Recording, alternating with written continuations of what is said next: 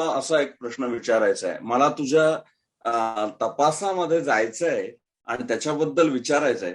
पण त्या अगोदर जज लोया यांचा जो मृत्यू झाला त्या काळात, म्हणजे आता आपण अजून खुनापर्यंत आलेलो नाहीयेत, तर मृत्यू झाला. ह्या मृत्यूची बातमी आणि ऑफिशियल डॉक्युमेंटेशन असं काय होतं? म्हणजे उदाहरणार्थ मृत्यू किती वाजता झाला, त्यानंतर मृत्यूचं कारण काय होतं, आणि शवविच्छेदनाबद्दल काय अधिकृत बाहेर आलं. म्हणजे कारण एक अधिकृत व्हर्जन, ऑफिशियल व्हर्जन हा एक भाग आहे या स्टोरीमध्ये, आणि एक तू जे शोधपत्रकारितेतून शोधून काढलंस तो एक भाग आहे, आणि तो आपल्याला कम्पेअर आणि कॉन्ट्रास्ट असं करायचं आहे. तर तो ऑफिशियल व्हर्जन काय होता? एक तर मी असं झालं की मी पहिल्यांदा म्हणजे तिने सगळं मला सांगितल्यानंतर तिने सांगताना मला हे सांगितलं की मामांनी रात्री मामीला फोन केला होता 11 वाजता आणि जवळजवळ 11:45 पर्यंत ते मामीशी बोलले होते. आणि बोलल्यानंतर त्यांनी फोन ठेवला आणि पहाटे 5 वाजता मामीला फोन आला आणि त्या फोनवरती तिला असं सांगितलं, एक जज बर्डे म्हणून होते, त्यांनी तिला फोन केला आणि त्यांनी असं सांगितलं की जज लोया यांचा मध्यरात्री मृत्यू झालाय, त्यांना हार्ट अटॅक आला होता आणि त्याच्यानंतर त्यांचं पोस्टमॉर्टम झालंय आणि आम्ही त्यांची बॉडी ही लातूरला, त्यांचं जे जन्मगाव मूळ गाव आहे त्या गातेगावला ही पाठवत आहोत, तर तुम्ही लातूरला पोहोचा असं त्यांना कळवलं. तर आता म्हणजे हे तिच्याकडून मला कळलेलं व्हर्जन होतं. बातम्या ज्या वेळेला आणि फॅमिलीकडे काही नव्हतं, म्हणजे त्याचं काही अधिकृत डॉक्युमेंटेशन किंवा असं काही त्यांच्याकडे नव्हतं. तर बातम्या ज्या वेळेला मी शोधायला लागलो त्यावेळेला बातम्यांमध्ये तर असा काहीच उल्लेख नव्हता. बातम्यांमध्ये नुसताच हार्ट अटॅकने त्यांचा मृत्यू झाला हीच एक ऑफिशियल व्हर्जन, ज्या 2 बातम्या मी ज्या म्हटल्या, टाइम्स ऑफ इंडियामध्ये जी आली होती आणि आउटलुकमध्ये जी आली होती, त्याच्यामध्ये एवढाच उल्लेख होता. तर ही त्यावेळची ऑफिशियल जी पहिल्यांदा समजलेली व्हर्जन होती ती अशा प्रकारची होती. त्यानंतर मग ज्या वेळेला हे सगळं शोधायला सुरुवात केली त्यावेळेला मग धक्कादायक गोष्टी कळाल्या आणि काही गोष्टी तिने मला सांगितल्या होत्या की त्यांची बॉडी ज्या वेळेला आली, त्यांच्या गोष्टी ज्या वेळेला हँडओव्हर केल्या, पर्सनल गोष्टी, तर म्हणजे त्या पिशवीमध्ये हँडओव्हर केलेल्या कपड्यांमध्ये मामांचा शर्ट हा रक्तानी माखलेला होता, त्यांची पॅन्ट रक्तानी माखलेली होती. तर मग त्याच वेळेला ती जी अप्रिहेन्शन्स आपण म्हणू ती त्याच वेळेला होती की हार्ट अटॅकने मृत्यू आला तर रक्त येण्याचं काय कारण आहे, शर्टला रक्त लागण्याचं काय कारण आहे वगैरे, अशा शंका तेव्हाच उपस्थित झाले. पण त्या सगळ्या अप्रिहेन्शन्स नंतर कोरॅबोरेट होत गेले. ओके, मला एक विचारायचं आहे की तू आता म्हणलास की बर्डे नामक न्यायाधीशांचा लोयांच्या बायकोला फोन आला आणि त्यांचा मृतदेह हा गातेगाव या त्यांच्या मूळ गावी नेण्यात येणार आहे अशी ती बातमी त्यांनी त्यांच्या पत्नीला सांगितली. त्यावेळेला त्यांची पत्नी कुठे राहत होती? मुंबईला महालक्ष्मी रेसकोर्सच्या जवळ महाराष्ट्र सरकारची जजेस क्वार्टर्स आहेत आणि त्या जजची जी क्वार्टर्स आहेत त्या क्वार्टर्सच्या मध्येच ते राहत होते आणि त्यांचा मुलगा, मुलगी, पत्नी हे सगळे तिथंच राहत होते. आणि त्यांना ऍक्च्युली म्हणजे अशा बऱ्याच गोष्टी होत्या की जे दोन जजेस त्यांना नागपूरला घेऊन गेले ते सुद्धा त्याच कॉलनीत राहत होते. त्यामुळे सोबत गेलेल्या जजेसला हे माहिती होतं की यांची फर्स्ट फॅमिली ही मुंबईमध्ये आहे. तरीही त्यांचा मृतदेह हा लातूरला गातेगावला पाठवला गेला जिथं कोणीच राहत नव्हतं त्यावेळेस. तर हे मला ह्याच गोष्टीकडे यायचं होतं कारण की म्हणजे सर्वसामान्य माझ्यासारख्या माणसाला हा प्रश्न पडतो की त्यांचा मृत्यू झाला तर त्यांचा मृतदेह त्यांच्या घरी आणला पाहिजे. नागपूर म्हणून मी विचारलं की त्यांची पत्नी कुठे राहत होती. त्यांची पत्नी गातेगावला राहत नव्हती, कुटुंब गातेगावला राहत नव्हतं. मग ती डेड बॉडी गातेगावला न्यायचं कारण काय हा एक प्रश्न उपस्थित होतो. मुंबईला का नाही आणायचे हा एक प्रश्न उपस्थित होतो. तर मला निरंजन तुला असं विचारायचंय की त्यांची भाची तुझ्याशी बोलली आणि ती बोलताना ती खूप जेन्युइन वाटली, ती रडली देखील आणि तिची स्टोरी जेन्युइन तुला वाटली म्हणजे खरी असू शकेल या स्टोरीमध्ये, या बातमी तिच्या हर व्हर्जन ऑफ स्टोरी त्याच्यामध्ये काहीतरी तथ्य असू शकेल असं तुला वाटलं. परंतु केवळ ती खूप म्हणजे खूप जेन्युइन वाटली, तिचं रडणं खरं वाटलं म्हणून मग मी आता ह्या स्टोरीच्या मागे लागतो अशा प्रकारे काही शोधपत्रकारिता होत नाही. तर म्हणजे तू ज्या वेळेला याचा विचार केलास की ही मी स्टोरी करायची का नाही करायची, तर तिचा जेन्युइनपणा एक आहे, खरेपणा वाटण्याचा भाग. परंतु कोणत्या अशा गोष्टी तुला खटकल्या की ज्यामुळे तुला असं वाटलं की नाही ह्याचा शोध घ्यायला पाहिजे, इथं काहीतरी नसतंय, इथं काहीतरी 1+1=2 नाही तर 1+1=100 दिसायला लागलंय, हे काय आहे असं काहीतरी तुला निश्चित जाणवलं असणार की ज्याच्यामुळे तू निर्णय घेतलास की ही स्टोरी करायची. तर तुला नक्की काय जाणवलं, तुला काय असे ज्याला ग्लेअरिंग होल्स असे आपण म्हणतो ते काय जाणवले? एक एक पहिली गोष्ट तर अशी की फक्त त्यांच्या पत्नीला फोन मिळाला. त्यांच्या 5 बहिणी होत्या. 5ही बहिणींना फोन गेले. त्याच टाइम गॅपमध्ये 5 ते 5:30 या वेळेमध्ये की त्यांचा असा असा मृत्यू झालाय आणि तुम्ही सगळेजण लातूरला जा. तर म्हणजे हे ती मला सांगत होती. पण मी एक जर्नलिस्ट म्हणून ज्या वेळेला त्याकडे पाहत होतो त्यावेळेला माझ्या हे लक्षात येत होतं की हा मृतदेह जर का मुंबईला आला असता फर्स्ट फॅमिलीकडे, म्हणजे पहिली गोष्ट तर बरोबर गेलेल्या मोडक आणि कुलकर्णी या 2 जजेसनी हा मृतदेह मुंबईला न्यायचा असा का आग्रह धरला किंवा त्यांनी जर धरला असेल. एकच तुला मी थांबवतो, त्यांच्याबरोबर कोणकोणते जजेस गेले होते? त्यांच्याबरोबर 2 जज गेले होते ज्यांचं नाव मोडक आणि कुलकर्णी असं होतं. तर या 2 जजेसनी हा मृतदेह मुंबईला न्यायचा असा आग्रह का धरला नाही, किंवा त्यांनी आग्रह कदाचित धरला असेल पण ते का नाकारलं गेलं असेल हा माझ्या मनात आलेला आणि मी लिटरली ती बोलत असताना नोट डाऊन करत होतो. तर तो माझ्या मनात आलेला पहिला प्रश्न होता का. त्याच्यावरती माझं असं मत निघालं की मुंबईत जर मृतदेह आला असता तर मीडिया अटेन्शन वाढलं असतं. मुंबईमध्ये अख्ख्या देशातला मीडिया आहे. या अख्ख्या देशातल्या मीडिया मध्ये ही पर्टिक्युलर केस करणारे अनेक जण आहेत. तर ज्यांना हे समजेल हे सगळे तिथं पोहोचतील आणि मग तिथं पोहोचल्यानंतर याला शोधण्याचे प्रयत्न केले जातील किंवा तो फॅमिलीचा जो काही पहिला आउटबर्स्ट असतो, आउटरेज असतो, हा कदाचित त्यांना मिळेल आणि हे होऊ नये.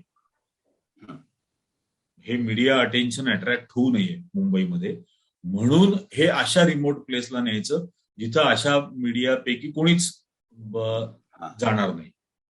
बरोबर. तर यामुळे हे झालं असेल असं माझं मत याच्यातलं पहिल्यांदा झालं. तर त्यामुळे असं वाटलं की हे शोधावं. दुसरी गोष्ट अशी वाटली की ती म्हणतेय की शर्ट रक्तानी माखलेला आहे आणि हे आहे, तर हे शोधता येऊ शकेल की काय झालं एक्झॅक्टली. कारण एक इन्व्हेस्टिगेटिव्ह जर्नलिझम हे इतकी वर्ष केल्यानंतर तो एक लेवल ऑफ कॉन्फिडन्स आलेला असतो. एक लेवल समोरच्या माणसाला ओळखण्याची पण आलेली असते की समजतं की कोण खोटं बोलतोय, खोटं बोलणारा कुठे चुकत जातो. कारण ती जे बोलत होती त्याच्यावर मी तिला प्रश्नही विचारत होतो. तर ते समजत असतं की तेवढा एक आपण ज्याला म्हणतो ते गट फिलिंग येत असतं की ती जे म्हणते त्यात हे जरी समजत असलं की हे सगळं आयक्यू माहितीच्या आधारावर तरी ती सांगते, तरी त्यात असं कुठे सापडत नव्हतं की यात काहीतरी खोटं असू शकेल. हे एक लक्षात येत होतं. असे जे ग्लेअरिंग गोष्टी होत्या की आता समजा त्यात तिने सांगितलं की ज्यांचं पोस्टमॉर्टम झालं आणि पोस्टमॉर्टम झाल्यानंतर ती बॉडी पाठवली, तर एवढं तर नक्की माहिती होतं की पोस्टमॉर्टम करण्याच्या आधी कायद्याप्रमाणे म्हणजे सेक्शन 173 174 प्रमाणे फॅमिलीला कळवलं जातं आणि फॅमिलीची कन्सेंट घेतली जाते की पोस्टमॉर्टम करायचं की नाही. कारण एक गोष्ट अशी होती की ती काही अनआयडेंटिफाईड बॉडी नव्हती, ज्याला आपण बेवारस प्रेत म्हणू असं तर नव्हतं. तो एक जज होता जो या महाराष्ट्र राज्याच्या सेकंड राजधानीमधल्या, दुसऱ्या राजधानीमधल्या नागपूर सारख्या शहरामधल्या महाराष्ट्र सरकारच्या व्हीव्हीआयपी गेस्ट हाऊस मध्ये राहत होता, इतर 2 जजेसच्या बरोबर. त्यांना हॉस्पिटलमध्ये 2 जजेस घेऊन गेले होते. तिथून त्यांना दुसऱ्या हॉस्पिटलमध्ये हलवलं होतं, तेही हे 2 जजेस घेऊन गेले होते. मग आणि तिसऱ्या एका जजनी ही सगळी माहिती कळवली होती. त्यामुळे ही काही अनआयडेंटिफाईड बॉडी नव्हती. बरं, या 3ही जजेसला ही कायद्याची चांगली माहिती होती की फॅमिलीला कळवलं पाहिजे, पोस्टमॉर्टमच्या आधी कन्सेंट घेतली पाहिजे. तर या सगळ्या गोष्टी माहिती असून सुद्धा पोस्टमॉर्टमच्या आधी फॅमिलीला का नाही कळवलं, हा त्यातला एक भाग होता. म्हणजे हा सुद्धा शोधायला हवा हे लक्षात येत होतं. कदाचित काही त्यात नसेल काही, पण इट वॉज वर्थ इन्व्हेस्टिगेटिंग. हा एक भाग. दुसरा असा भाग होता की 1 डिसेंबरला जज लोयांचा मृत्यू झाल्यानंतर 10 डिसेंबरला नवीन जजची नेमणूक केली गेली आणि त्या दरम्यानच्या काळामध्ये त्यांच्या घरी, त्यांच्या ऑफिसमध्ये सरकारी अधिकाऱ्यांनी जाऊन त्यांचं जेवढं काही डॉक्युमेंटेशन आणि कागदपत्र आणि हे सगळं होतं, हे सगळं ताब्यात घेऊन टाकलं.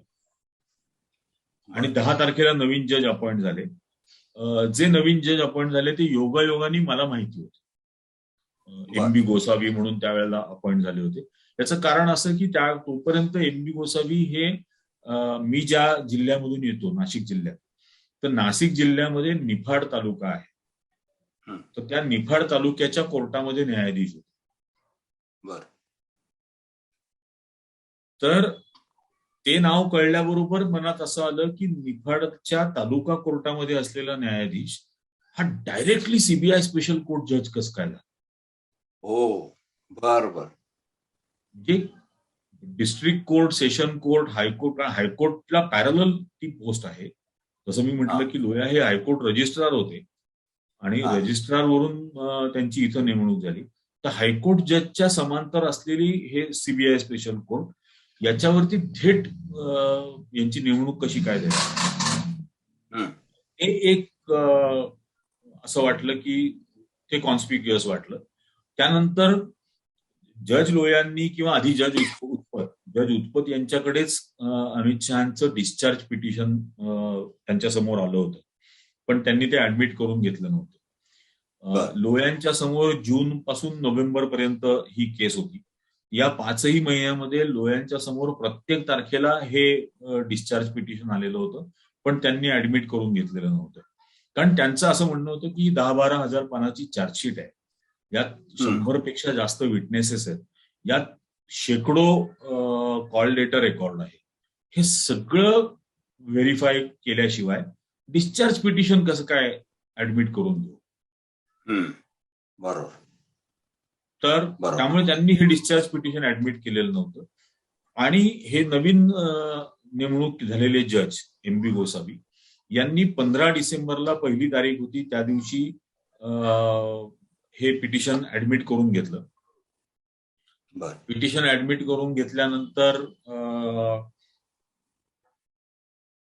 15, 16, 17 हे 3 दिवस त्यांनी अमित शहाचे जे वकील होते त्यांची बाजू ऐकण्यासाठी हे 3 दिवस दिले. त्यांची बाजू 3 दिवस त्यांनी ऐकली. डिस्चार्ज पिटिशनसाठी.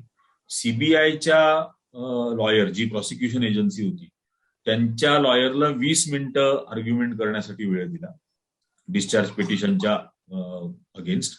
आणि जो तक्रारदार होता रुबाबुद्दीन, सोहराबुद्दीनचा भाऊ, त्याच्या वकिलांना आर्ग्युमेंटचीच परवानगी नाकारली. बर. आणि 17 तारखेला तो निर्णय राखून ठेवला हे आर्ग्युमेंट झाल्यानंतर.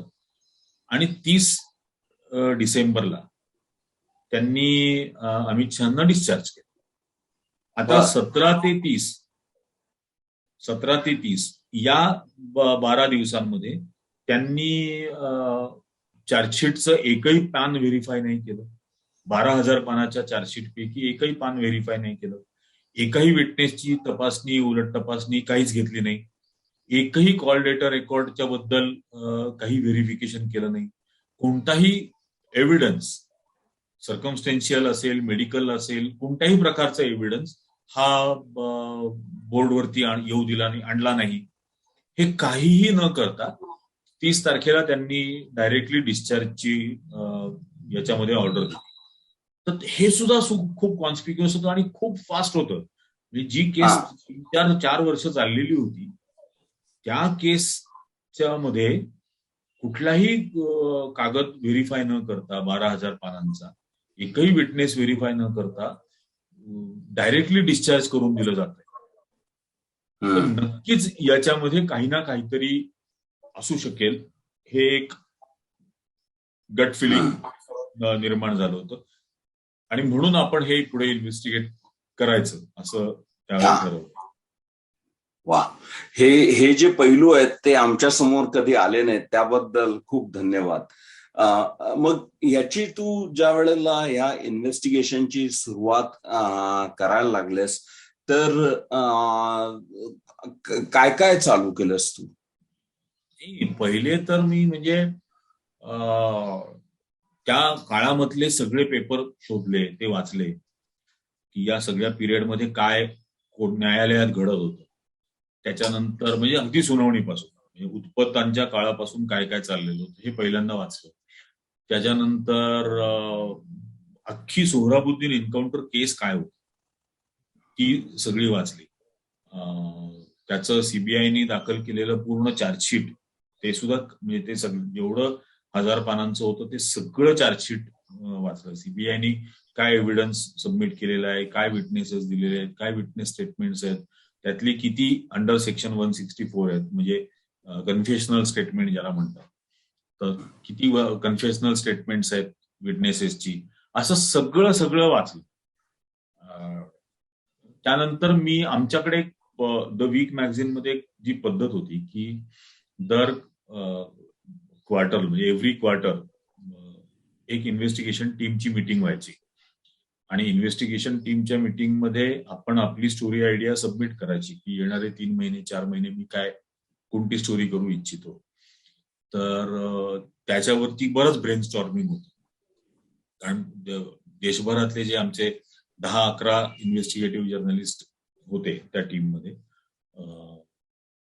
ते सगळेजण 8 जण होते, सॉरी, तर ते 8 जण. त्याच्यानंतर सगळीकडचे ब्युरो चीफ, म्हणजे western India, southern India, north India, अशा सगळ्या रिजन्स मधले ब्युरो चीफ, त्याच्यानंतर रेसिडेंट एडिटर्स, हे सगळे तिथं हजर असायचे.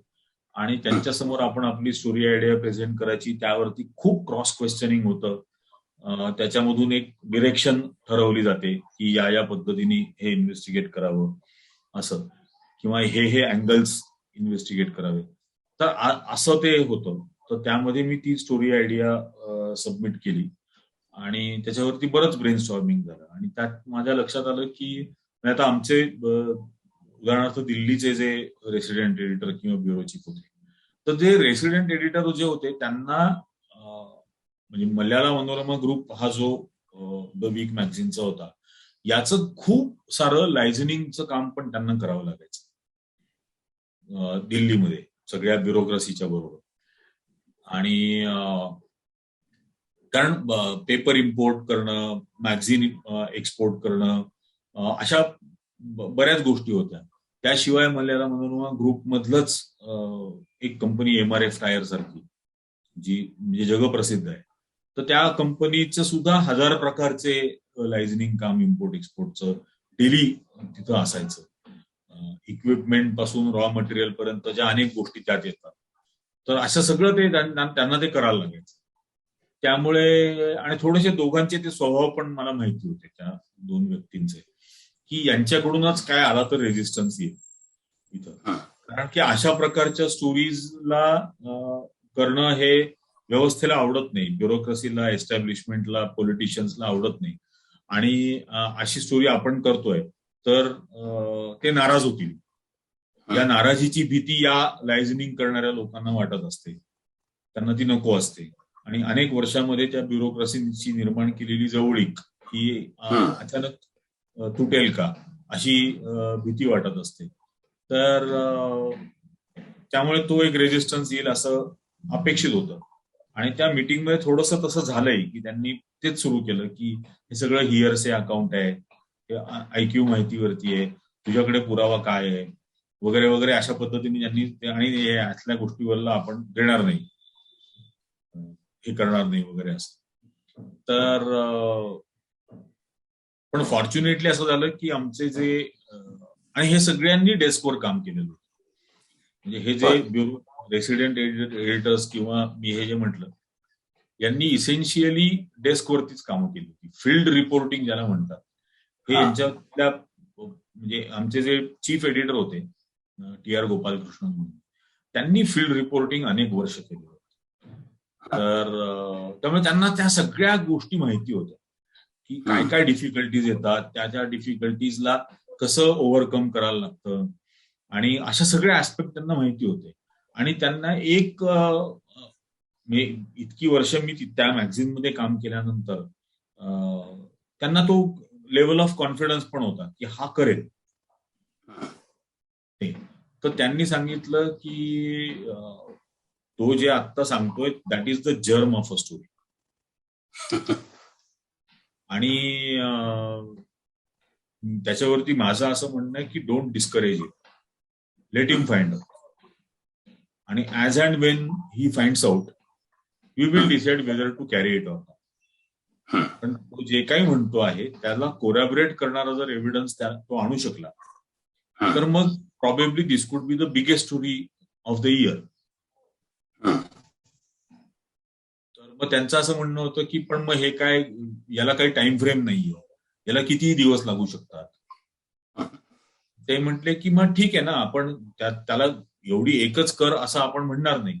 त्याच्या जे काही डे टू डे स्टोरीज असतील, त्याला ब्रेड अँड बटर स्टोरीज म्हटलं जातं, तर त्या जे काही डे टू डे स्टोरीज असतील, त्या दरम्यान येणारी इतर स्टोरीज असतील, त्या सगळ्या तो करत राहील. सायमल्टेनियसली तो जेव्हा नागपूरला जाईल तेव्हा त्यांनी नागपूरमधलं शोधावं. जर कधी एखाद्या ऍग्रेरियन स्टोरीसाठी लातूरला गेला तर लातूरमधलं शोधावं. पण ते don't discourage it, let him do that. त्यामुळे तो विषय तिथं थांबला, म्हणजे तो रेजिस्टन्स करण्याचा. पण सायमल्टेनियसली हे पण झालं की मला ती म्हणजे आपण ज्याला म्हणतो तो कम्प्लीट ग्रीन सिग्नल नाही मिळाला की आता तू हेच शोध. मला सायमल्टेनियसली दुसरंही करायचं होतं, आणि दुसरं खूप असतं. म्हणजे मॅगझिन सारख्या ठिकाणी आमचं पोर्टल पण त्याच वेळेला सुरू झालं होतं 2016. तर त्याच्यामुळे रोज ऑनलाईन साठी 2 किंवा 4 बातम्या द्यायच्या डेली बेसिसवरती. तर ते करायचं. त्याशिवाय इतर स्टोरीज करायच्या, आणि बऱ्याच पॉलिटिकल गोष्टी आजूबाजूला त्या काळामध्ये खूप घडत होत्या. तर ते सगळं करणं आणि सायमल्टेनियसली हे करणं, तर ते तेवढा आपण वेळ देऊ शकेन की नाही, असं सगळं त्या गोष्टी होत्या. पण मग असा एक ट्रिगरिंग पॉइंट लागतो की जो ट्रिगरिंग पॉइंट मिळतो आणि मग आपण त्याच मागे लागतो. तर तसंही ते मग नंतरच्या काळामध्ये होत गेलं, आणि मग ते मी शोधलं. म्हणजे बर.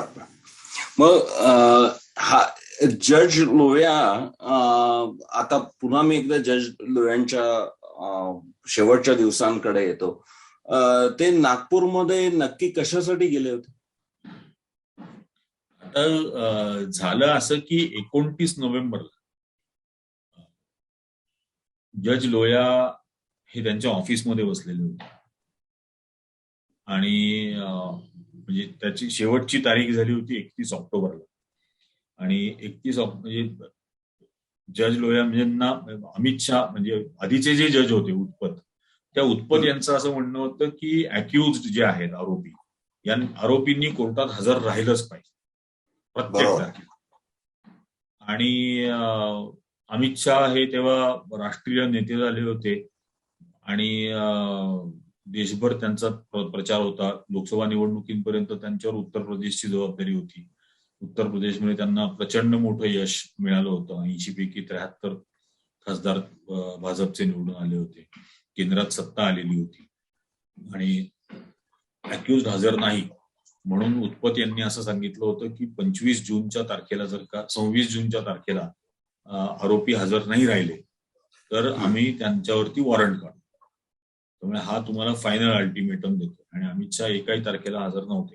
आणि या केसमधली सर्वात महत्वाची गोष्ट ही आहे की अनेक वर्ष चाललेल्या या केसमध्ये अमित शहा हे एकाही तारखेला हजर नाही. बापरे. एकाही डिस्चार्ज होईपर्यंत एकाही तारखेला हजर नाही. बापरे. तर त्यांनी सांगितलं की 26 जूनला आम्ही वॉरंट काढू. तर 25 जूनला मध्यरात्री जज उत्पत यांची ट्रान्सफर केली गेली. बर. 26 जूनची तारीखच होणार नाही. 26ची तारीख झाली नाही, लोयांना नेमणं गेलं. लोयांनी अमित शहाचं लिव्ह पिटिशन जे असतं ते मंजूर केलं की राष्ट्रीय नेते आहेत, त्यांना खूप व्यस्त असतात, बिझी असतात, डायबिटीसचा त्रास असतो वगैरे वगैरे, अशा सगळ्या कारणांसाठी त्यांनी लिव्ह पिटिशन मंजूर केलं. त्यांनी फक्त एवढं सांगितलं की यांची लिव्ह आम्ही मंजूर करतो, पण ज्या वेळेला ते मुंबईत असतील त्यावेळेला त्यांना कोर्टात हजर राहावं लागेल. देशात इतर ठिकाणी असतील त्यावेळेला काय हरकत नाही गैरहजर असले. आणि 31 ऑक्टोबर ही एक तारीख होती. त्या 31 ऑक्टोबरच्या तारखेला ते हजर नव्हते म्हणून त्यांनी विचारलं की आरोपी हजर का नाहीये. त्यावेळेला त्यांना सांगितलं की ते बिझी आहेत, व्यस्त असतात. त्यावरती लोयांनी असं सांगितलं की हे leave petition comes with a condition की ते जर का मुंबईत असले, महाराष्ट्रात मुंबईमध्ये असले तर त्यांना हजर राहावं लागेल तारखेला. आणि आज अमित शहा इथून 1.5 किलोमीटर अंतरावरती देवेंद्र फडणवीस यांच्या शपथविधी सोहळ्याला वानखेडे स्टेडियम मध्ये हजर आहेत. मग ते या तारखेला का नाही आले? आता पुढच्या तारखेला त्यांना हजर राहायला सांगा. त्यांनी ते ब्रेक केलेलं आहे, ते लिव्ह पिटिशनची कंडिशन. लिव्ह पिटिशनची कंडिशन ब्रेक केल्यामुळे त्यांना पुढच्या तारखेला हजर राहायला सांगा. आणि पुढची तारीख त्यांनी दिली होती 15 डिसेंबर. बर. त्याच्या आत 29 नोव्हेंबरला ते ऑफिसमध्ये बसलेले असताना त्यांचे हे 2 सहकारी जजेस, ज्यांना ते ब्रदर जजेस असं म्हटलं जातं, तर हे 2 ब्रदर जजेस मोडक आणि कुलकर्णी गेले आणि त्यांना सांगितलं की आपल्या एका जज कलिगच्या मुलीचं लग्न नागपूरमध्ये आहे. जोशी नावाच्या त्या सपना जोशी म्हणून जज होत्या, तर त्यांच्या मुलीचं लग्न आहे आणि त्या लग्नाचं निमंत्रण आपल्याला आलेलं आहे. आम्ही ट्रेन रिझर्वेशन वगैरे सगळं केलेलं आहे, तू फक्त बरोबर यायचंय. तर लोया म्हटले की म्हणजे मी काहीच प्लॅन केलेलं नाही आणि ते अतिशय मेटिक्युलस माणूस होता, तर मी काही प्लॅनिंग केलेलं नाहीये. तर म्हणजे नाही आपण इथूनच स्टेशनवर जायचंय, तर तुझी कपड्यांची बॅग तू घरून मागवून घे. त्यामुळे त्यांनी घरी फोन केला आणि त्यांची कपड्याची बॅग मागवली. त्यांच्या पत्नीला सुद्धा ते खूप ऑड वाटलं, कारण अदरवाईज अनेक दिवस आधी प्लॅन करणारे, प्रत्येक गोष्टीचं खूप मेटिक्युलस प्लॅनिंग करणारा माणूस हा अचानक कपड्यांची बॅग मागवतो. तर त्यांना ते खूप ऑड वाटलं, पण आता ते म्हणत होते म्हणून त्यांनी ती बॅग पाठवली त्यांची. आणि तीच बॅग घेऊन ते ट्रेननी त्यानंतर नागपूरला गेले आणि ते लग्न त्यांनी 30 तारखेला सकाळी अटेंड केलं. 30 तारखेला संध्याकाळी त्यांनी ते वेडिंग रिसेप्शन जे होतं ते पण अटेंड केलं. आणि त्या रिसेप्शनहून रवी भवनला परत आल्यानंतर त्यांनी पत्नीला फोन केला. बर. त्यांनी ज्या वेळेला पत्नीला फोन केला, मला वाटतं तो रात्री 11 वाजता तुझ्या रिपोर्टिंग प्रमाणे साधारण फोन केला आणि ते साधारण अर्धा तास पत्नीशी बोलले.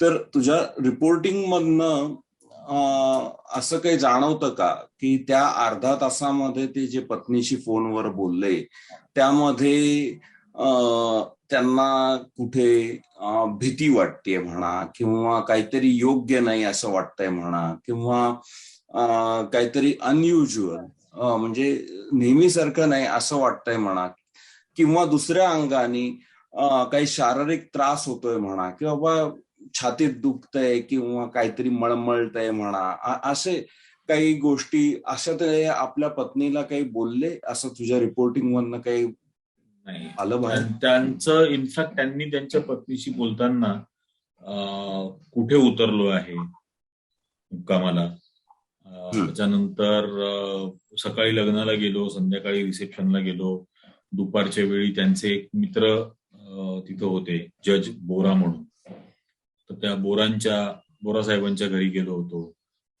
लग्नात रिसेप्शन मध्ये अमुक अमुक जजेस भेटले, चीफ जस्टिस मोहित शाह हे पण आलेले होते वगैरे. या सगळ्या गोष्टी त्यांनी सांगितल्या, कोण कोण आलं होतं, काय आलं होतं. आणि आता आम्ही परत आलेलो आहोत आणि उद्याच्या ट्रेननी मी परत मुंबईला येणार. आणि घरच्यांचीच म्हणजे मुलगा काय करतोय, कसा आहे, मुलगी कशी आहे, एक कौटुंबिक गप्पा त्यांनी मारल्या होत्या.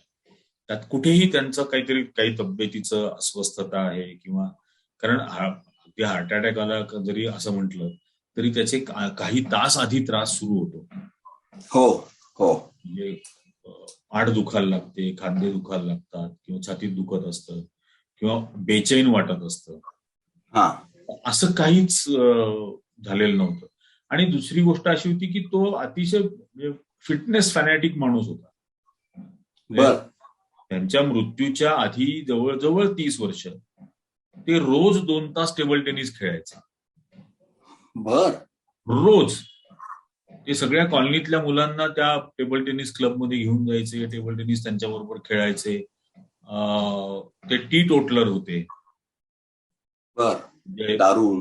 दारू नाही, स्मोकिंग नाही, तंबाखू नाही, काहीच नाही. अतिशय हेल्थ कॉन्शियस असलेला आणि अतिशय फिट राहणारा, असा फिटनेस फॅनॅटिक असलेला हा माणूस होता. तर किंवा कुटुंबामध्ये काही कार्डियाक हिस्ट्री नव्हती. मी ज्यांना वडिलांना भेटलो त्यावेळेला वडिलांचं वय 85 होतं, आईचं वय 80 होतं त्यांच्या. पण अतिशय फिट होते दोघंही.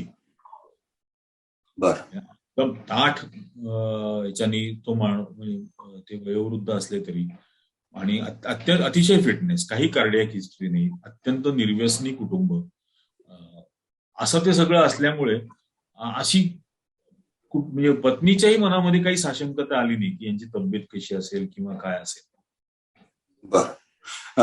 आणि त्यांचा हा रात्री 11 वाजता फोन आला, तो साधारण अर्धा तास फोन चालला असं तुझं रिपोर्टिंग सांगतं.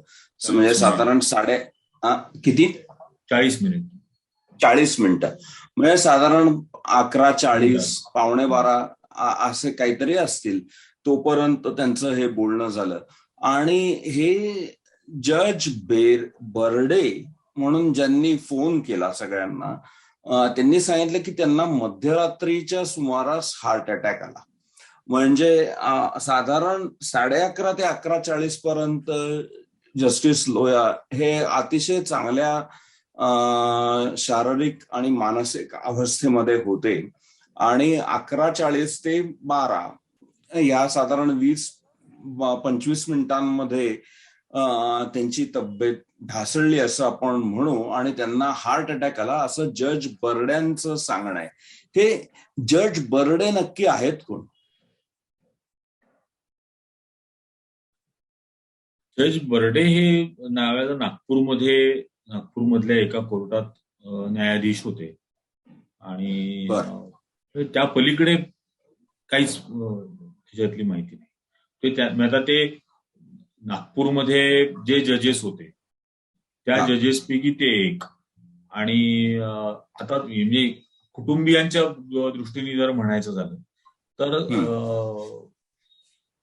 त्यांच्या सोबत मोडक आणि कुलकर्णी गेले होते. हा. मोडक आणि कुलकर्णींपैकी कोणाच्या तरी ओळखीचे हे जज असू शकतात आणि हा. यांनी आपल्याला कळवलं. बर. हे हे त्या फॅमिलीचं पहिलं इम्प्रेशन याच्यातलं. त्यातले बर. डिटेल्स अनेक महिने कुटुंबाला माहित नव्हते. म्हणजे काही गोष्टी ज्या आश्चर्यकारक होत्या त्या अशा होत्या की ज्या त्या भाची मला सांगितलेल्या याच्यामध्ये पण मला लक्षात येत होते की यात काहीतरी प्रॉब्लेम आहे.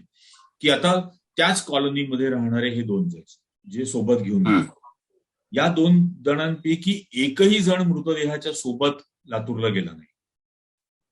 म्हणजे बर. लातूरला मृतदेह आणला अँब्युलन्स ड्रायव्हरने. बर. या दोघांपैकी एकही जण मृतदेहाच्या सोबत गेला नाही. त्यानंतर हे लातूरहून नागपूरहून मुंबईला परत आले हे 2 जजेस, मोडक आणि बर. कुलकर्णी. फॅमिली ते रिच्युअल्स करून 7-8 तारखेला माझ्या मते मुंबईला परत आली. पण त्या दिवसापासून जवळजवळ 2.5 महिने मोडक किंवा कुलकर्णी हे त्याच कॉलनीमध्ये जज लोयांच्या कुटुंबियांच्या सांत्वनासाठी सुद्धा नाही गेले.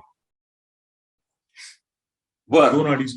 2-2.5 महिने त्यांच्या सांत्वनासाठी सुद्धा नाही गेले की बुवा आम्ही त्यांना नेलं, आमच्या सोबत ते आले, आमच्या सोबत राहत असताना त्यांचा मृत्यू झाला आणि आम्ही लातूरला का नाही येऊ शकलो, तर सॉरी पण या कारणामुळे नाही येऊ शकलो, इतकं सांगायला सुद्धा ते त्या कुटुंबियांना भेटायला गेले नाही.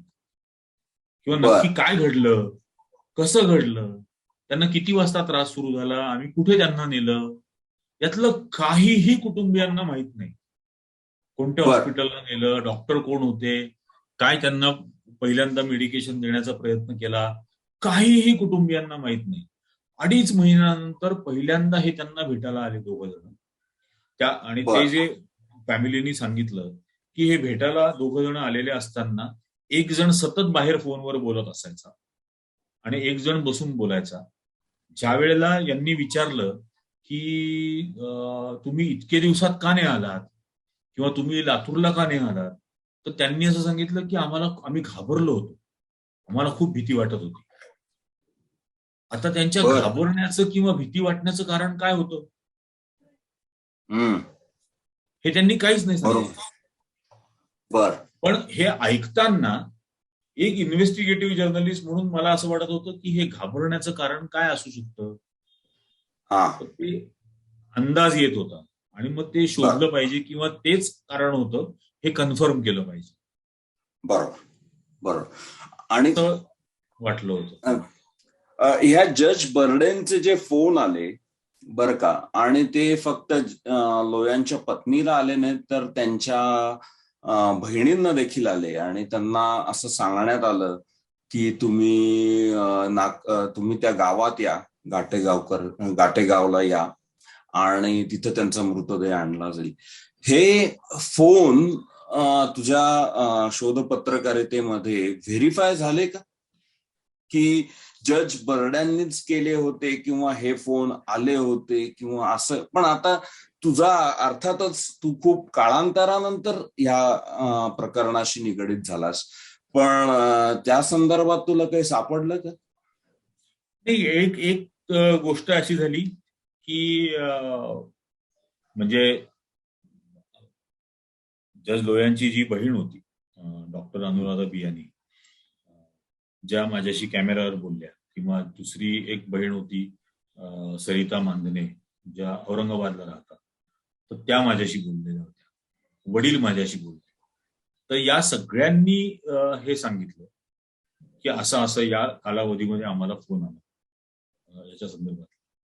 अनुराधा बियानींना भावाप्रमाणेच रोज डायरी लिहायची सवय होती.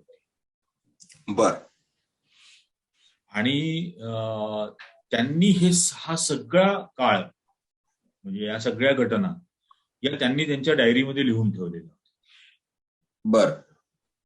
त्यामुळे त्या जे म्हणतायत ते त्यांनी त्यांच्या डायरीत लिहून ठेवलेलं आहे त्यावेळेला, बर, डिसेंबर 2014 मध्ये. तर हे तर त्यात उघड होतं. आणि त्या या दोघींचे फोन किंवा इतर सगळ्याच बहिणींचे, वडिलांचे फोन हे त्यांच्या हातात होते, ऍक्सेसिबल होते. त्यामुळे तो कॉल डेटा रेकॉर्ड तर हा कन्फर्म होता की यांना ते कॉल्स आले होते आणि कुठल्या वेळेला आले. त्यामुळे time of call, duration of call आणि कॉलर हे तर कन्फर्म होत की त्यांना ते कॉल आले की नाही. मला बर्डेनचा फोन ऍक्सेस करणं तर शक्यच नव्हतं. बरोबर. पण या फॅमिलीजचे जे फोन होते हे तर डेफिनेटली हातात होते आणि ते तर समजत होतं की यस, त्यांना इंडीड त्यावेळेला कॉल्स आले, तेवढ्या वेळासाठी ते कॉल्स आले असं. आणि मग आपण जसं म्हणतो ना की ते प्रश्न सतत निर्माण झाले पाहिजे, तर मग बर्डेंना 5 बहिणींचे नंबर कोणी दिले? हो, खरंय. बर्डेंना त्यांच्या पत्नीचा नंबर कोणी दिला? बरोबर. जज लोयांचा फोन जरी असला तरी त्या फोनला लॉक असणार. जजचा फोन येतो, असं काही ऑर्डिनरी माणसाचा फोन नाहीये, त्या फोनला काहीतरी लॉक असणार. तो अनलॉक कोणी केला? तो फोन अनलॉक केल्यानंतर त्याची फोन डिरेक्टरी ऍक्सेस कोणी केली? ही मोडक आणि कुलकर्णींना यांचं मूळ गाव गातेगाव आहे लातूरला. बरोबर. हे माहीत असण्याचं काहीच कारण नाही. बरोबर. ही बॉडी गातेगावला पाठवण्याचा निर्णय कोणी घेतला? बरोबर. तर असे अनेक प्रश्न याच्यामधून उपस्थित होत होते. बरोबर. आणि माझं विचारण्याचं कारण हे होतं, कारण की मोडक आणि कुलकर्णी जे लोयांचे कलिग्स आहेत, बर्डे हे तर नागपूरमध्ये असणारे जज होते. लोया सीबीआयचे हायकोर्टात असणारे रजिस्ट्रार, म्हणजे ते मुंबईतच होते. आणि त्याच्यानंतर त्यांची ट्रान्सफर सीबीआयचे स्पेशल जज म्हणून झाली. आणि त्यांच्याबरोबर असणारे कलिग, त्यांच्याच आजूबाजूला राहणारे हे मोडक आणि कुलकर्णी. हे मोडक आणि कुलकर्णी तसे असताना देखील बर्डेंनी फोन करावं हे जरा खटकतं की हे बर्डे कुठनं आले. निश्चित. आणि ही व्यक्ती खरोखरीच आहे नाही, पण त्याच व्यक्तीने केला की नाही, असे अनेक प्रश्न उद्भवू शकतात त्यामध्ये. खूप होते. म्हणजे आता या 2.5 महिन्यानंतर भेटल्यानंतर मोडक आणि कुलकर्णींनी जे सांगितलं की त्यांना रात्री 12:30-1 वाजता छातीत दुखायला लागलं. मग त्यांनी आम्हाला उठवलं, आम्हाला दोघांना. मग आम्हाला दोघांना उठवल्यानंतर आम्ही त्यांना रिक्षानी एका हॉस्पिटलला घेऊन गेलो, दांडे हॉस्पिटलला. तर हे ते मला मला फॅमिली जरी हे सांगत असली तरी मला पत्रकार म्हणून हे कळत होतं की मी स्वतः नागपूरला अनेक वेळेला गेलो होतो. नागपूरमध्ये हिवाळी अधिवेशन कव्हर करायला महिना 2-2 महिने नागपूरला राहिलेलो होतो. त्यावेळेला रवी भवन हे व्हीव्हीआयपी गेस्ट हाऊस हे कसं प्रचंड गजबजलेलं असतं हे मला माहिती होतं. हिवाळी अधिवेशन नोव्हेंबर-डिसेंबर महिन्यामध्येच होतं आणि त्या 2014चं हिवाळी अधिवेशन हे डिसेंबर महिन्यात तिथं सुरू होणार होतं. त्यामुळे नोव्हेंबर महिन्यामध्ये ऑलरेडी 1 महिना आधीपासून तिथं सरकारी अधिकाऱ्यांची वर्दळ सुरू झालेली असते, कारण अख्खं मंत्रालय हलवलं जातं. सगळे IAS अधिकारी हे तिकडे शिफ्ट होतात. हे IAS अधिकारी त्याच रवी भवनला राहतात. आणि इतकं व्हीव्हीआयपी गेस्ट हाऊस असताना मला हे समजत होतं की व्हीव्हीआयपी गेस्ट हाऊसला काही नियम हे मॅन्डेटरी असतात. विशेषतः व्हीव्हीआयपी गेस्ट हाऊसमध्ये अँब्युलन्स आणि फायर ब्रिगेडची गाडी ही परमनंटली डिप्लॉय केलेली असते. मग असं असताना रात्री 12:30 वाजता रिक्षानी का बरं यांना न्यावं लागलं? त्याच्यानंतर इतक्या अधिकाऱ्यांच्या गाड्या तिथं असताना त्या गाड्यांपैकी एक गाडी उपलब्ध का नाही झाली? सगळे सरकारीच ड्रायव्हर त्याच्यावरती असतात. हा त्यातला एक भाग होता. त्याच्यानंतर रात्री 12:30 म्हणजे दिवसा 12 वाजता रवी भवन गेस्ट हाऊसला रिक्षा मिळत नाही. तिथून 2 किलोमीटर 2.5 किलोमीटर वरती रिक्षा स्टँड आहे रवी भवन पासून. बर. दिवसा ढवळ्या तिथे रिक्षा मिळत नाही. यांना रात्री 12:30 वाजता रिक्षा कशी काय मिळाली? हो ना, खरं. अशा अनेक गोष्टी ते सगळं ऐकताना मनात येत होत्या आणि मी त्या नोट डाऊन करत होतो की हे सगळे प्रश्न आहेत ज्याची उत्तर मला शोधायची. बरोबर. आणि त्यांना कोणत्या हॉस्पिटलमध्ये नेण्यात आलं ऑफिशियल व्हर्जन नुसार? दांडे हॉस्पिटल पहिल्यांदा. दांडे हॉस्पिटल, जे इसेन्शियली ऑर्थोपेडिक हॉस्पिटल. आणि हा एक भाग होता की कार्डियक म्हणजे अलेजेडली कार्डियक तक्रार करणारा माणूस की चेस्ट पेन होतोय, अशा माणसाला ऑर्थोपेडिक हॉस्पिटलला का घेऊन गेलो? पण तर या जजेसला लर्नेड जजेस म्हणतो.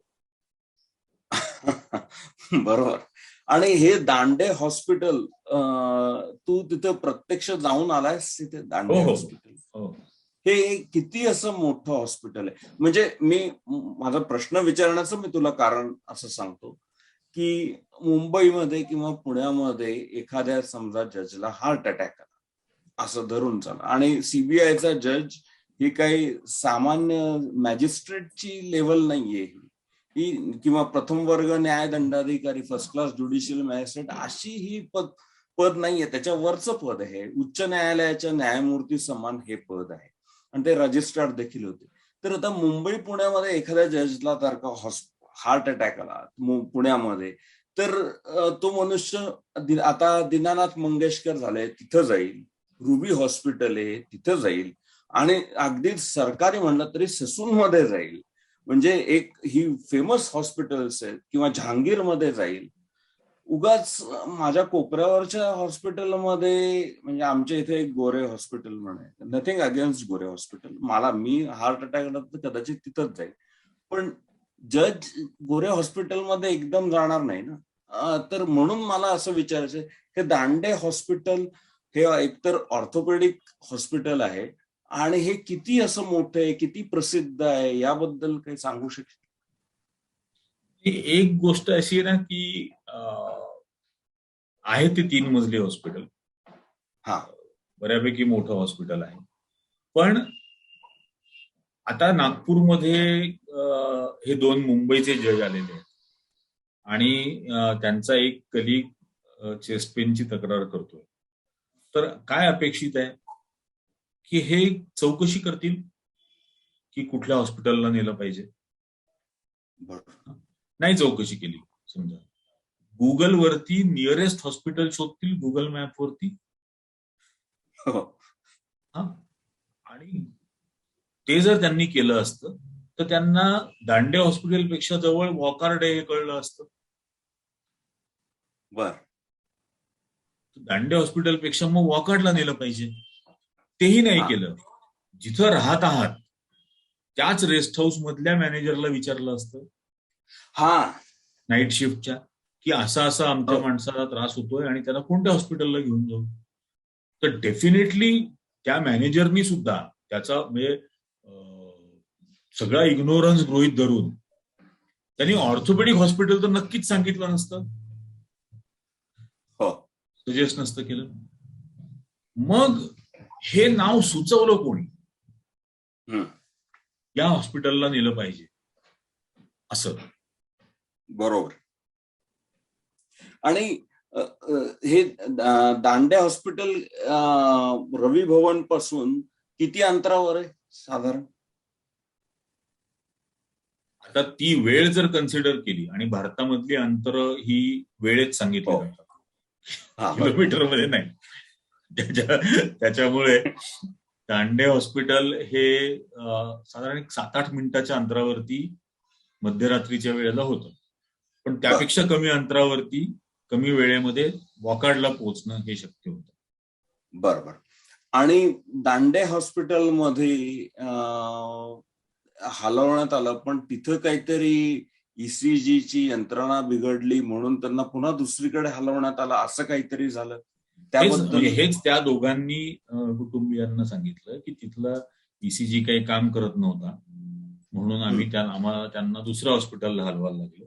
मेडिट्रिना हॉस्पिटलला आम्ही नेलं, आणि मेडिट्रिना हॉस्पिटलमध्ये पोहोचण्याच्या पूर्वीच 15 मिनिटं आधी त्यांचा मृत्यू झाला.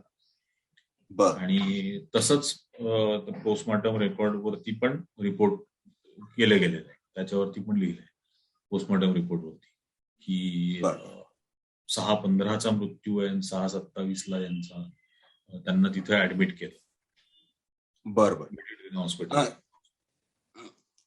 आणि मेडिटेरियन आणि हॉस्पिटल हे कार्डियक हॉस्पिटल. हा बर बर ह्या ह्या एकंदर प्रकरणामध्ये एक बाहेती नावाचं एक कॅरेक्टर म्हणून आपण ते या सगळ्या प्रकरणांमध्ये म्हणजे या फोन, कुटुंबियांशी संपर्क वगैरे या किंवा त्यांच्या वडिलांशी संपर्क या सगळ्यामध्ये बाहेती नावाचा एक गृहस्थ इन्व्हॉल्व्ह होता आणि हे तुला कुटुंबियांकडनं कळलं.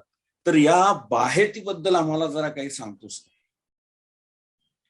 आता त्यांना मी त्यांचा जो फोन नंबर होता त्या फोन नंबरवरती मी कॉल केले होते. मी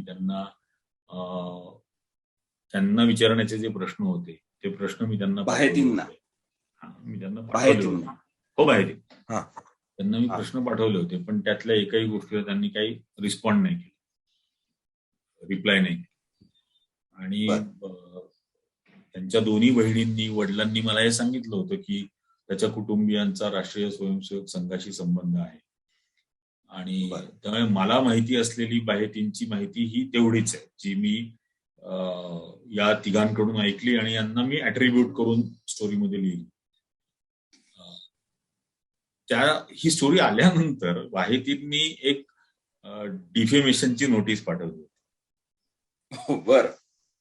आणि त्यात त्यांनी असं म्हटलं होतं की मी RSSशी संबंधित आहे असं लिहून तुम्ही माझी बदनामी करण्याचा प्रयत्न केला.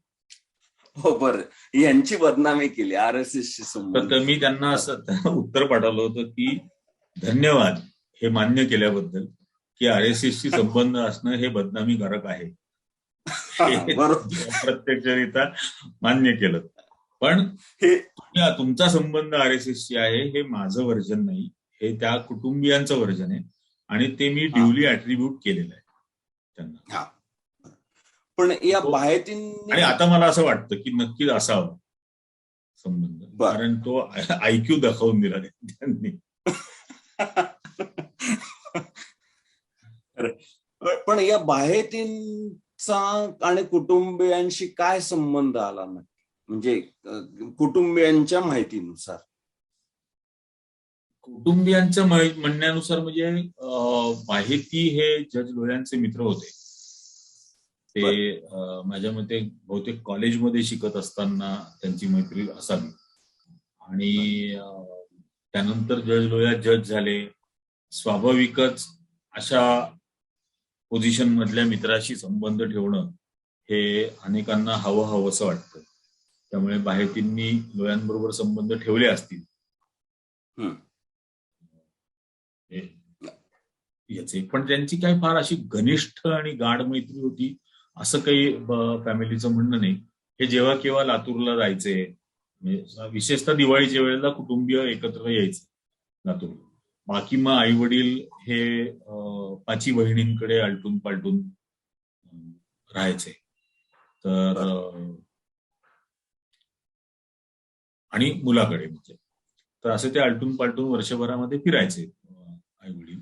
पण दिवाळीच्या वेळेला सर्व कुटुंबीय एकत्र यायचे. त्यावेळेला हे स्थानिक मित्रांना, गावातल्या मित्रांना, लातूरमधल्या मित्रांना, उस्मानाबादच्या मित्रांना हे भेटायचे. तर त्यावेळेला हे एकमेकाला भेटत असतील. बरोबर. आणि हे जज लोह्यांचा मृत्यू नागपूरमध्ये झाला आणि बाहेती हे नक्की कुठे राहतात? लातूरला राहतात. आता त्याच्यात सुद्धा असं आहे ना की सरिता मांदरेंना मी ज्यावेळेला भेटलो आणि वडिलांना, तर त्यांनी सांगितलं की सरिता मांदरे या ऍक्च्युली औरंगाबादच्या आणि त्या लोह्यांच्या सिस्टर बहीण, सख्खी बहीण. बरोबर. आणि त्यांची आणखीन एक सख्खी बहीण लातूरमध्येच स्थायिक आहे जज लोह्यांची.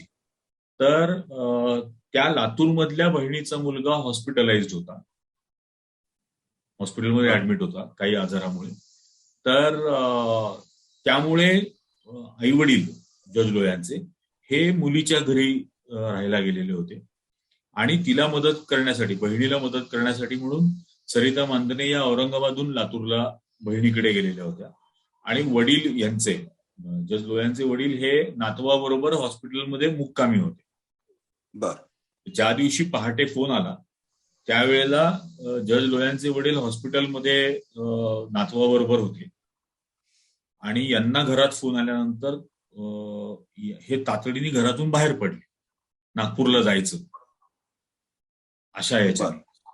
आणि हे पहिल्यांदा गेले वडिलांना घ्यायला हॉस्पिटलला. वडिलांना सांगून त्यांच्यावरती तर म्हणजे आभाळच कोसळल्यासारखं झालं. पण ते त्या हॉस्पिटलमधून खालती आले आणि गाडीत बसणार तोपर्यंत 6:15 वाजता ईश्वर बाहेती तिथं पोहोचले. बर. आणि बाहेतींनी त्यांना असं सांगितलं की मी रात्रभर नागपूरच्या डॉक्टरांच्या संपर्कात आहे आणि नागपूरला जाण्याची काही आवश्यकता नाही, त्याचं पोस्टमॉर्टम झालंय आणि ती बॉडी मी गातेगावला आणण्याची व्यवस्था केलेली आहे, लातूरला आणण्याची व्यवस्था केली आहे, त्यामुळे तुम्ही तिकडे काही जाऊ नका, तुम्ही माझ्या घरी जा, असं म्हणून ते त्यांना लातूरला स्वतःच्या घरी घेऊन गेले. बर बर. पण त्यानंतर हा बोला. नाही, मला आश्चर्य असं वाटतं की हे बाहेती हे रात्रभर डॉक्टरांशी संपर्कात होते जज लोयांच्या संदर्भामध्ये, पण हे डॉक्टर लोक जज लोयांची पत्नी आहे, त्यांची मुलगी आहे, ह्या कोणाशी संपर्कात नव्हते. मग या बाहेतींना इथं म्हणजे म्हणजे पहिल्यांदा डॉक्टरांना असं का वाटलं की बाहेतींशी संपर्क करावा किंवा बाहेतींची इन्फॉर्मेशन डॉक्टरांना कोणी पुरवली, आणि ज्या माणसाने बाहेतींची इन्फॉर्मेशन डॉक्टरांना पुरवली त्या माणसांनी जज लोयांच्या पत्नीची इन्फॉर्मेशन का नाही पुरवली, हे जरा विचित्र वाटतं. निश्चितपणे म्हणजे आता बाहेतींचा नंबर कोणी दिला त्या डॉक्टरांना हे माहित नाही. जज लोयांनी दिला असं जर समजायचं असेल तर जज लोया माझ्या पत्नीला कॉन्टॅक्ट करा असं पहिल्यांदा म्हणतील का बाहेतीला करा म्हणतील? काहीच कारण नाही बाहेतीला कॉन्टॅक्ट करा सांगण्याचं. ते पहिल्यांदा पत्नीला कळवा असंच म्हणतील त्याच्यामध्ये. त्यामुळे बाहेतींचा संपर्क कसं काय झाला या डॉक्टरांबरोबर, ते कसे एकमेकांशी रात्रभर बोलत होते, त्यांनी कसं हे परस्पर ठरवलं की ती बॉडी लातूरला आणायची. बाहेतींना हे माहिती होतं की याची बायको ही मुंबईत आहे, मुलं मुंबईत आहे, तर फर्स्ट फॅमिली जिथं आहे तिथंच बॉडी जायला हवी. बरोबर. म्हणूनच तर असे अनेक अनुत्तरित प्रश्न हे आजही आहेत. आणि एक आश्चर्याची गोष्ट मला अशी वाटते की मृतदेहाचा ताबा म्हणजे डेड बॉडीची कस्टडी जी आहे, तर हा मृतदेहाचा ताबा हा नजीकच्या नातेवाईकांकडे म्हणजे पत्नी असेल, मुलगा असेल, मुलगी असेल ह्याच्याकडेच द्यायला पाहिजे कायद्यानुसार द्वारे. कुणाचा मृतदेह कोणत्या तरी माणसाकडे ताब्यात देणं हे कायद्याला देखील धरून नाही. तर हाही प्रश्न उभा राहतो की कस्टडी, चेन ऑफ कस्टडी जी आहे त्याच्यामध्ये एक कन्सिस्टन्सी पाहिजे आणि ती कायद्याला धरून पाहिजे. तीही इथं कायद्याला धरून आणि जे साधे नॉर्म्स आहेत मृतदेहाच्या कस्टडी बद्दलचे ते देखील पाळले गेले नाहीत असं तरी वाटतं. कारण लोयांच्या पत्नीला आणि मुलांना ही कस्टडी मिळालीच नाही. आता बघा ना, म्हणजे तो पोस्टमॉर्टम रिपोर्ट मिळाल्यानंतर ज्या लक्षात आलं की मृतदेह कोणाला दिला, तर ती मयताचा चुलत भाऊ असं म्हणून त्याच्यावरती सही केली. आणि ते समजल्यानंतर मी कुटुंबियांना फोन केला, म्हणजे मी नुपूरला त्यांच्या भाचीला फोन केला, बहिणीला फोन केला की हा चुलत भाऊ कोण तुमचा? जर मयताचा चुलत भाऊ असेल तर अनुराधा वियांनींचा पण तो चुलत भाऊच आहे. बरोबर. ती सख्खी बहीण आहे त्या मयताची. तर त्यांनी मला असं सांगितलं की आम्हाला एकही चुलत भाऊ नाही. नागपूरमध्ये आमचा एकही चुलत भाऊ नाही. नागपूरमध्ये आमचा नातेवाईकच नाही. म्हणजे चुलत मामे कोणत्याही मावस कोणत्याही अर्थाने आमचा एकही भाऊ हा नागपूरमध्ये नाही. आम्हाला नाही समजत हे कोण आहे. मग त्याच्यावरती नाव नाही कोणाचं चुलत भाऊ, पण चुलत सही आहे भाऊ नुसतं मयताचा चुलत भाऊ आणि सही. त्या सहीच्या खालती नाव बिव काही नाही. बर बर. मग ते नंतर शोधलं, मग ते कळलं ते डॉक्टर राठी म्हणून होते. तर ते त्यांनी ती सही केलेली होती आणि ते त्यांचंही काही नातं नाही यांच्याबद्दल. त्यांनी जज लोया हे नाव त्या दिवशी सकाळी पहिल्यांदा ऐकलं त्यांच्या आयुष्यात. हा, सही करण्याच्या 15-20 मिनिटं किंवा अर्धा तास 1 तास आधी. आणि म्हणजे सरिता महेंदनींच्या म्हणजे असं सांगितलं नंतर म्हणजे की त्यांच्या सासूरवाडीचे कोणीतरी एक जण आहेत ज्यांच्या ओळखीचे डॉक्टर राठी होते आणि त्यांनी डॉक्टर राठींना फोन करून कळवलं की तुम्ही तो मृतदेह ताब्यामध्ये घ्या, अशी व्हर्जन सांगितली गेली. पण आता सरिता मांदेलींच्या सासरच्या त्या माणसाला कोणी सांगितलं की असं पोझिशन घ्यायला सांगा? मग सरिता मांदेलींना काही माहित नाही ना, आणि त्यांना बॉडी कोणी ताब्यात घेतली. बरं, या सगळ्या कायदेशीर गरजांची इसेन्शियालिटी, या सगळे कायदेशीर गरज म्हणजे पूर्ततेची संपूर्ण ज्ञान असणारे इतके सगळे जजेस तिथं होते. पोस्टमॉर्टम जेव्हा झालं त्यावेळेला तिथं 20-22 जज होते नागपूरमधले. ते एवढे 20-22 जज पोस्टमॉर्टमच्या वेळेला तिथं हजर असताना इतक्या महत्वाच्या कायदेशीर पूर्ततेकडे का दुर्लक्ष झालं? असे अनेक गोष्टी आहेत. इन्क्वेस्ट पंचनामा व्हायला पाहिजे. इन्क्वेस्ट पंचनामा म्हणजे काय? इन्क्वेस्ट पंचनामा म्हणजे पोस्टमॉर्टमच्या आधी बॉडी जशी दिसते ज्या स्थितीत आहे त्या स्थितीचं वर्णन करणारा तो इन्क्वेस्ट पंचनामा असतो. की काळी निळी पडलीये, नाही पडलीये, जखमी झालेली आहेत, जखमांच्या खुणा आहेत, नाही आहेत, रक्तस्राव आहे, नाही आहे, कपडे फाटलेले आहेत, झटापटीची शंका वाटते,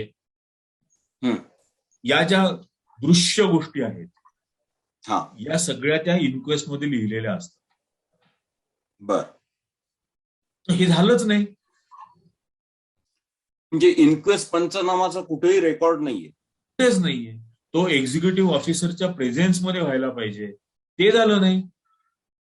हे सगळं झाल्यानंतर 1.25 वर्षांनी म्हणजे फेब्रुवारी माझ्या मते 2016ला